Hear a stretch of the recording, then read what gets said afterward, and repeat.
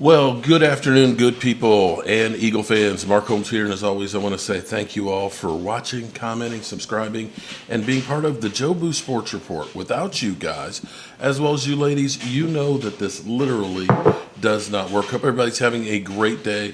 What we have right now, the Cowboys are on the practice field with, of course, Jake Ferguson, newly minted $52 million man. Da, da, da, da, da, da, da, da, da. Okay, he has gotten a $52 million extension, 4 years, $52 million.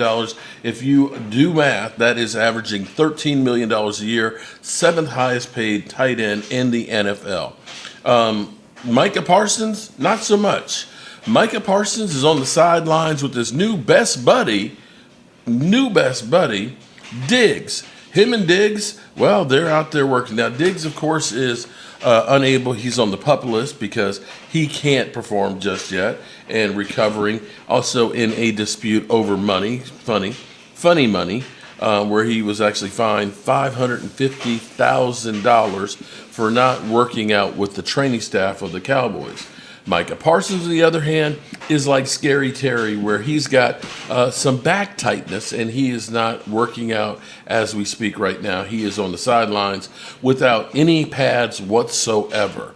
So here's what we do know right now. Now, hopefully, this is just the beginning for the Cowboys to start getting contracts and things done.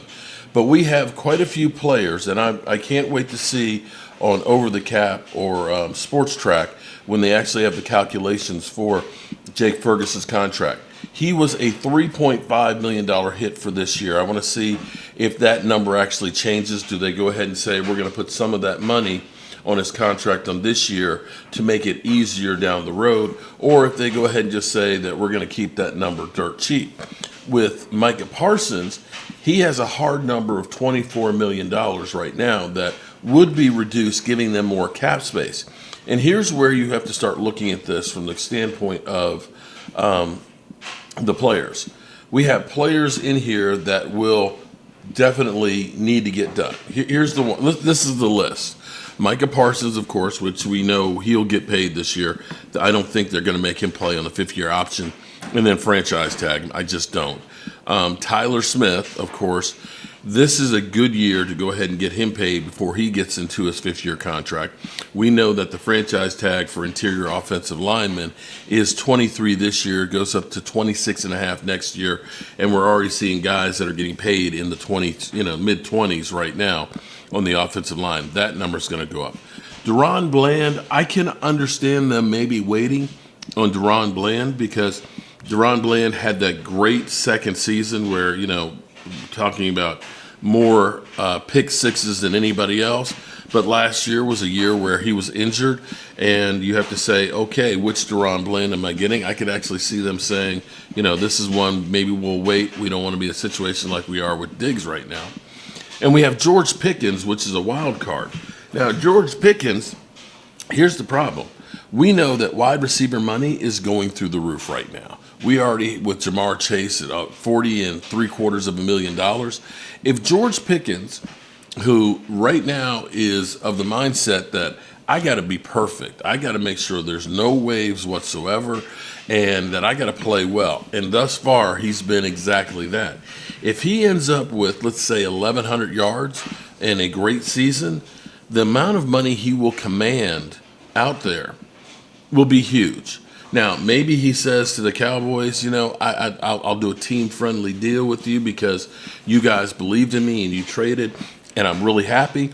But in the end, it's all about the money. Show me the money. So George Pickens, and we're looking at right now, Scary Terry holding out, and he's getting paid, I think, $23 or $24 million. He's holding out for probably mid-30s money. We're talking about wide receiver market may end up being, Tyreek Hill will probably get another contract and things. Maybe in the $45 million range this time next year. And even if you say he's not number one, it may be in the mid to upper 30s to get that guy. It may behoove you to look at this and say, George, we want to get you a contract now. And you also have Brandon Aubrey, who has been Hall of Fame kicker thus far, okay? That guy is the real deal. You must get a contract with him. So currently, before Jake Ferguson's contract, we know we have $31.4 million of cap space, okay? We do know that when we do Micah Parsons' contract, that we'll probably get about another 10, and we'll be able to use those triggers for next year to get us more cap space in the same way we have triggers for Dak as well as for CD Lamb. So don't make the mistake of believing that the Cowboys can't do anything if they want to. It's a matter of the Cowboys doing what they do, which is we like to wait. We like to waste time and do things on our own accord, so to speak. So there you have it, good people. That's where we are right now with Micah Parsons in practice. Let me double check before I get out of here and see if we got anything else that's going on here. Knock on woods on this first padded practice. Also this, Ferguson getting a deal that makes sense for him and the front office is not the issue. It's the optics on how do they do this to their players. In Micah's case, one who has been actively trying to get personally involved. The market is what it is for his position. Dave Helsman. This is Dave Helsman's thing. The Cowboys are perfectly happy to be proactive so long as you don't have the case to be the top of the market. I do like this deal a lot, though. I'm not letting 24 scare me off of Ferg. So you're hearing Dave Helsman. Shout out to Dave Helsman. On it, and I agree with that, too. $13 million locking him in now when that is less than what the franchise tag price will be. I believe Jake Ferguson will be the real deal. Last year, I think we just have to take everything that happened from last year and just throw it away because there were so many things that were just screwed up. From the time Jerry Jones said we're going all in and did absolutely positively nothing, we didn't have the players from the holdout with CD Lamb, and I'm hoping that this holdout with Micah Parsons gets resolved sooner than later. I don't want this thing to fester. It's kind of like an infection, you know. It's just the longer it takes before you get your antibiotics, the worse that infection is and the longer it is for the recovery. And that's where we are right now. Jerry, get this thing done.